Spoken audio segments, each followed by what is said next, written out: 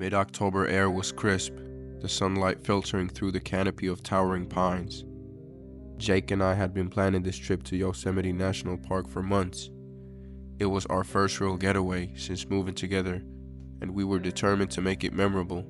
We had chosen the less popular Shenandoah Falls trail for our hike, a secluded route promising cascading waterfalls and other incredible sights. After signing at the ranger station, we were greeted by Ranger Bill, an older man with a weathered face and a kind smile. "You two are in for a treat," he said, his voice gravelly but warm. "Not many folks head that way this time of the year. Just be sure to stick to the trail and don't stay out too late. Sunsets fast in these parts." Jake and I nodded, grateful for the advice. Bill's demeanor was comforting, his presence a reassuring reminder that someone was looking out for us. He waved as we headed off, his hand lingering in the air for a moment too long. The trail wound upward, the incline steep but manageable. We chatted and laughed, our voices echoing softly against the granite cliffs. As we climbed higher, the forest grew denser, the trees pressing closer together. The sound of rushing water grew louder, and the promise of the falls ahead. Around noon, we stopped for lunch on a rocky outcrop overlooking the valley. The view was breathtaking. I snapped photos while Jake sketched in his notebook, a habit he had picked up during our travels. "This is perfect," I said, leaning my head on Jake's shoulder. But as we packed up to continue, I noticed something odd. A single, deep scratch etched into the rock where we had been sitting. It wasn't there before. I frowned, but Jake dismissed it as nothing. By mid-afternoon, the forest tranquility began to feel oppressive. The light seemed dimmer, the air colder. I couldn't shake the feeling of being watched. Jake tried to reassure me, but his easygoing demeanor was wearing thin. We were far from the trailhead now, and the sense of isolation was palpable. The first real scare came when we found a pile of stones stacked unnaturally by the side of the trail. Each rock was marked with a red smear that looked unsettlingly like blood. My breath hitched. "It's probably just paint," Jake said, but his voice revealed his uncertainty. "Who would do this out here?" I whispered. As we stood staring, a rustling in the underbrush made us jump. A rabbit darted out, its fur matted and eyes wide with terror. It bolted past us and disappeared into the woods. We pressed on, determined to reach the falls before sunset. The trail grew narrower, the trees thicker. Then we saw him, Ranger Bill, standing on the trail ahead, his hat casting a shadow over his face. "You kids all right?" he asked, his voice the same gravelly tone as before. But something was off. His smile seemed forced, his eyes too intent. "We're fine," Jake said, though his grip on my hand tightened. "Just heading to the falls." Bill nodded slowly. "Good. Just wanted to make sure you weren't lost. These woods can play tricks on you." He stepped aside to let us pass. As we walked by, I glanced back. Bill was standing there, watching us, and he didn't move at all, for as long as we saw him. The sound of the falls greeted us just as the sun began to dip below the horizon. The water cascaded down the rocks in silvery streams, the mist catching the last rays of sunlight, but the beauty did little to calm my nerves. We set up camp a short distance from the falls, our tent tucked between two large boulders. As we ate dinner, the forest around us seemed to come alive with strange sounds. Twigs snapped, leaves rustled. Once we heard a low, weird noise that neither one of us could identify. "Maybe it's just wildlife," Jake said, though his voice was barely above a whisper. I nodded, but I couldn't shake the image of Ranger Bill's piercing stare. We climbed into our tent, the thin fabric offering a little comfort against the darkness. Sleep came fitfully, our dreams filled with shadows and whispers. I woke with a start, my heart pounding.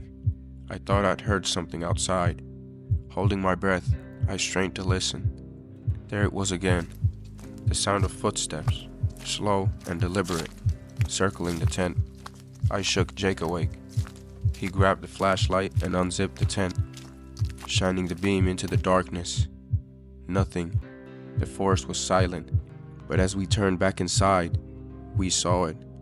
A red handprint smeared across the tent's fabric. At first light, we broke camp, too frightened to stay another moment. The trail seemed different on the way down, the familiar landmarks gone. The forest felt like a labyrinth, the trees pressing in on all sides. Then we saw him again, Ranger Bill, standing in the middle of the trail. His uniform was torn, his face streaked with dirt. He smiled, his teeth unnaturally white against the grime. "Leaving so soon?" he asked, his voice unnervingly calm. Jake stepped in front of me, his fists clenched. "We're heading back." Bill chuckled, a low, menacing sound. "Oh, I don't think so. You haven't seen the best parts yet." He stepped closer, and that's when we saw the knife in his hand. We ran, the trail blurred beneath our feet, branches clawing at our face and arms.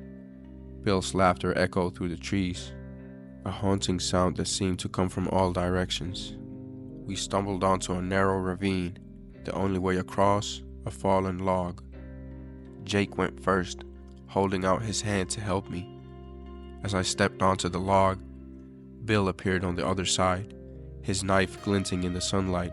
"Come on, Emma," Jake shouted. I made it across just as Bill lunged. The log shifted under his weight, and he fell, his scream fading as he disappeared into the ravine below. We didn't stop running until we reached the ranger station. Bursting inside, we found another ranger behind the desk, a young woman who looked up in alarm. "What happened?" she asked, seeing our disheveled state. "Ranger Bill," Jake panted. "He attacked us." The woman frowned. "There's no Ranger Bill here. Hasn't been for years." My blood ran cold. "What do you mean?" The ranger hesitated. "There was a Bill who worked here, but he went missing about a decade ago. They found his uniform and some remains, but no one really knows what happened." Jake and I stared at her, stunned in silence. Behind us, through the station's window, the forest loomed, dark and disturbing.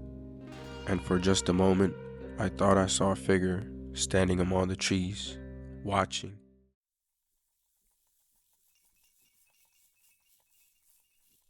I've always been a camping enthusiast.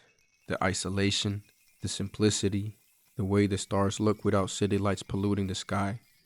It's like hitting a reset button for my soul. But there's one trip I'll never forget. A trip that changed me forever and left me questioning whether I'd ever go into the woods again. It started innocently enough. My best friend Ethan and I had planned a weekend getaway deep in the Shenandoah National Park. We picked a remote spot that promised breathtaking views and total seclusion. A small, overgrown trail led us to a clearing surrounded by towering pines. It was perfect. The first day went great. We set up camp, cooked dinner over a fire, and drank a few beers as the night deepened. The forest around us was alive with the chirps of crickets and the occasional hoot of an owl. But as the hours wore on, an unsettling silence settled over the area. Ethan joked about it. "Maybe the forest knows we're here," he said with a grin, but it left me uneasy. That night, I woke up to the sound of crunching just outside the tent. My heart thudded as I strained to listen. It wasn't the rhythmic steps of a deer or the scampering of a raccoon. It was deliberate, heavy. I nudged Ethan awake, whispering for him to listen. He groggily dismissed it as an animal and went back to sleep. I lay awake for hours, staring at the tent's dark ceiling, every nerve on edge. By morning, I convinced myself it was nothing. We spent the day hiking and exploring, the eerie events of the night quickly fading from memory. The sun was settling by the time we returned to camp, tired but satisfied. As we prepared dinner, Ethan froze mid-sentence, staring into the trees. "Did you see that?" he whispered. I turned, but all I saw were shadows. "See what?" There was something standing over there, tall, like a person, but it moved wrong. I laughed nervously, trying to lighten the mood. Maybe Bigfoot's out for a stroll, I said. Ethan didn't laugh. I'm serious, man. It's watching us. We ate quickly and retreated to the tent, the earlier unease creeping back in. This time, I couldn't fall asleep. The forest outside seemed too quiet, too still.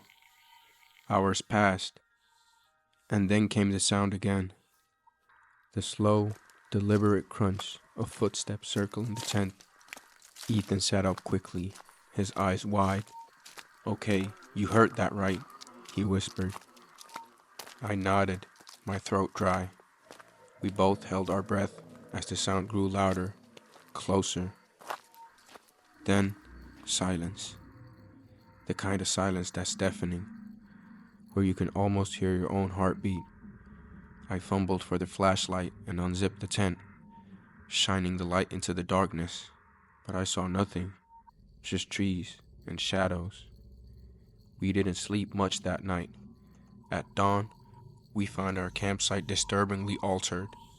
The fire pit was filled with wet, charred wood that we hadn't placed there.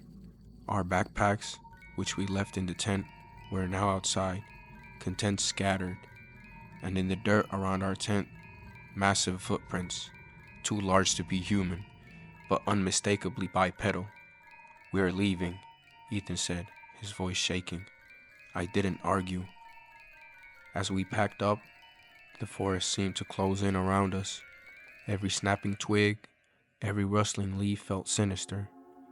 We hurried down the trail, the sense of being watched growing stronger with each step. About a mile from the campsite, we came across something that made my blood run cold. A crude structure stood in a small clearing, made of branches and moss. It looked like a lean-to, but wrong, twisted in a way that defied logic. Inside, hanging from the ceiling, were animal bones strung together with vines. The air was thick, with the stench of decay. "Who the hell would make this?" Ethan muttered, his voice barely audible. Before I could answer, we heard it. A low, guttural growl that seemed to come from everywhere at once. We froze, every instinct screaming to run, but fear rooted us in place. Then, from the shadows, beyond the structure, it stepped out. It was tall, impossibly tall. Its emaciated frame draped in tattered, filthy clothing. Its face, I can't even describe its face. It was like a mockery of humanity, features stretched and distorted, its hollow eyes glowing faintly in the dim light, and its movements were wrong, jerky, as if it were a puppet controlled by an unskilled hand. Ethan grabbed my arm, yanking me backwards. "Go," he hissed. "Run!" We bolted, crashing through the underbrush, ignoring the trail. Behind us, the thing let out a sound that was half roar, half scream, a noise that didn't belong in this world. It started running, its erratic movements somehow faster than they should have been. My lungs burned as we ran, branches slapping against my face and arms. I didn't dare to look back. Somehow, we made it to the car. We threw our gear in and peeled out of the parking lot, tires kicking up gravel. Only when we were miles away did we finally feel safe enough to speak. "What the hell was that?" Ethan said, his voice trembling. I had no answer. To this day, I still don't. We reported the incident to the park rangers, but they seemed skeptical, chalking it up to overactive imagination or a bear encounter. But it wasn't a bear. I know what I saw. I know what we experienced. For weeks afterward, I had nightmares, dreams of glowing eyes in the darkness, of that unnatural structure and the thing that built it. I stopped camping for a long time, the thought of returning to the woods filling me with dread. Even now, years later, the memory lingers, a dark shadow over my love for the wilderness. Ethan and I don't talk about it much. When we do, there's always a sense of unease, like speaking of it might summon it back. But sometimes, late at night, I'll hear a sound outside my window, the slow, deliberate crunch of footsteps, and I'll wonder if it followed us home.